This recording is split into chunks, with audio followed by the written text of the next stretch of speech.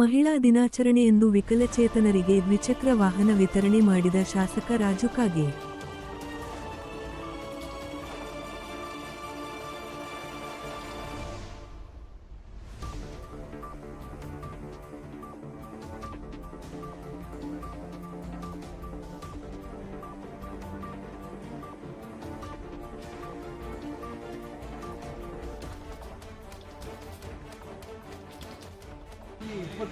ಧಾರವಾಡ ತಾಲೂಕಿನ ಸುಮಾರು 18 ಅಂಗವಿಕಲ ಫಲಾನುಭವಿಗಳಿಗೆ ದ್ವಿಚಕ್ರ ವಾಹನವನ್ನು ಮಾನ್ಯ ಶಾಸಕರಾದಂಥ ಸನ್ಮಾನ್ಯ ಶ್ರೀ ರಾಜೀವ್ ಕಾಗೇಯವರ ಹುಟ್ಟುಹಬ್ಬದಿಂದ ಈ ಮಹಿಳಾ ದಿನಾಚರಣೆ ಸಂದರ್ಭದಲ್ಲಿ ಎಲ್ಲ ಫಲಾನುಭವಿಗಳಿಗೆ ನಾವು ವಿತರಣೆಯನ್ನು ಮಾಡಿದ್ದೀವಿ.